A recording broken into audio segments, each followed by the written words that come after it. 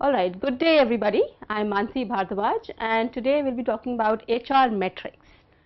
Now, any HR manager who has been questioned by his colleagues in, let's say, marketing, is that about what do you guys are responsible for? What are you accountable for? We have to look after brand recall. We have to look about market shares and market positioning. And some operation guy says that, hey, you HR guy, I have to look after the operations, the volumes, the product defects, the deadlines. What is it that you have to take care of?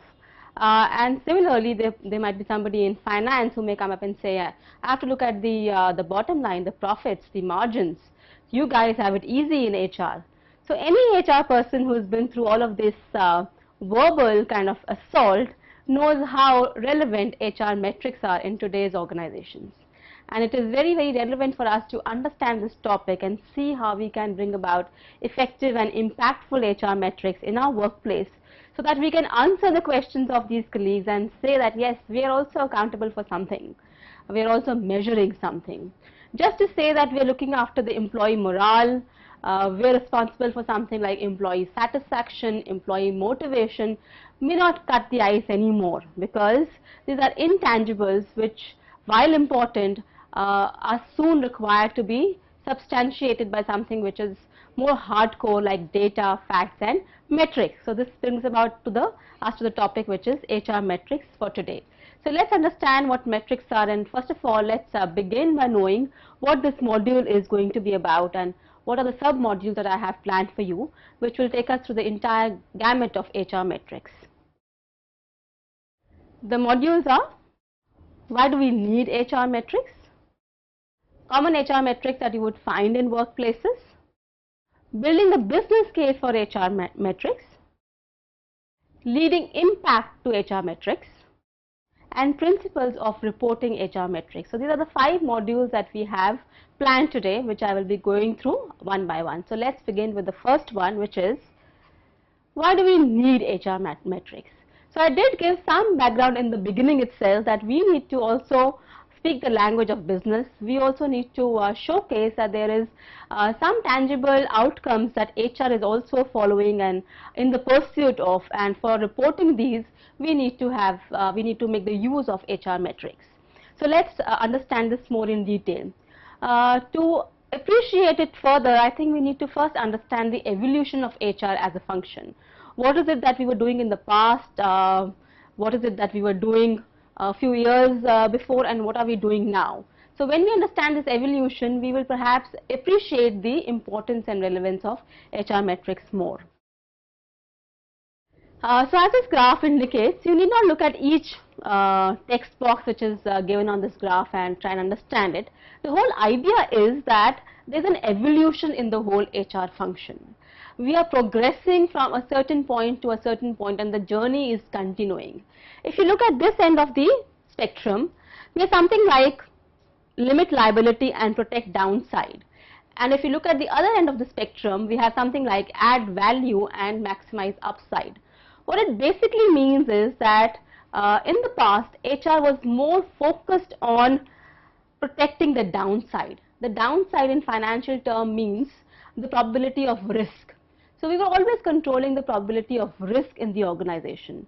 And how did we do that? Because there was a prevalence of unions, trade unions, labor unions, a lot of unrest around it. So the HR manager was more involved in making sure that this unrest was down to the minimum, that it did not harm the organization, leading to, let's say, lockouts or strikes or people walking away from work. So these are the risks that HR people were more occupied handling, and they were not really adding any real value to the financial performance of the organization.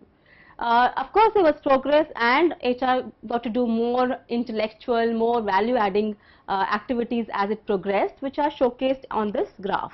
So from something like labor-union relationships, safety and workers' compensation, payouts, compliance issues like ESI, PF, gratuity, the medical compliances, all these things, the mandatory things, the basic things, or as we call them, the hygiene factors, is what HR was more busy with. As it progressed, of course, it got more qualitative in its focus, which is clear in the text boxes which show employee relationships, training and development, compensation instead of mere payouts and mere salary administration, right? So there was more focus on qualitative aspects of the HR contribution.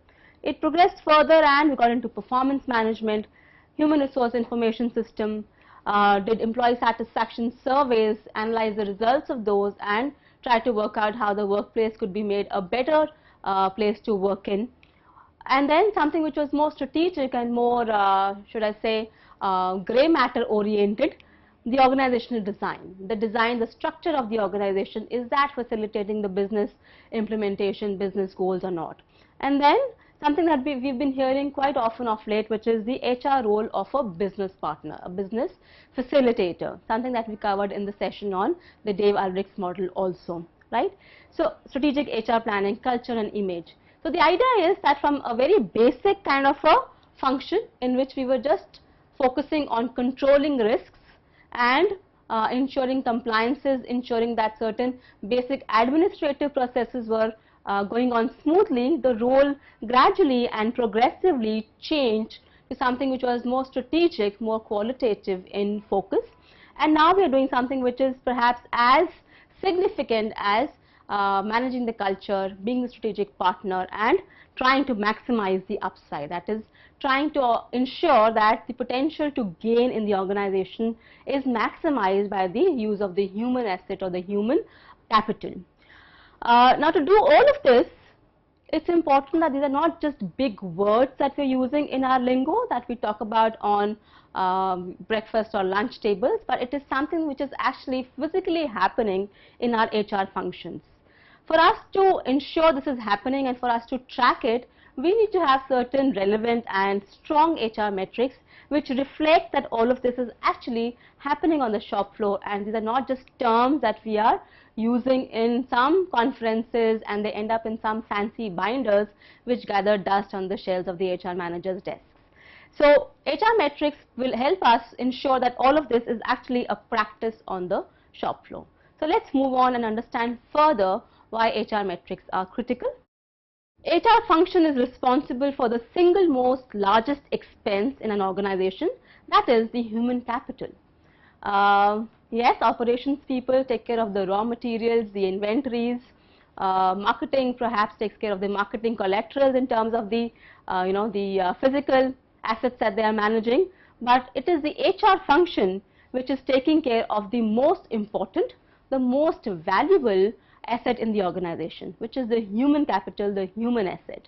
And the percentage expense of this capital is pretty high. In most organizations it is quite high. It is even more high in organizations which hire knowledge workers, which are dependent on the quality and of the services given by the employees, the knowledge workers like we call them.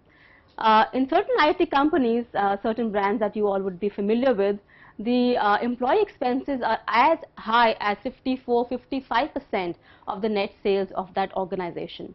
So anywhere between 25 to 50% is the percentage expense or the percentage money spent on the employee or the human asset that we have in the organization. So certainly it is very clear this is the asset which needs to be very effectively and efficiently managed for it to contribute to the organization in a meaningful way. So this itself proves that metrics need to be very much a part of a HR function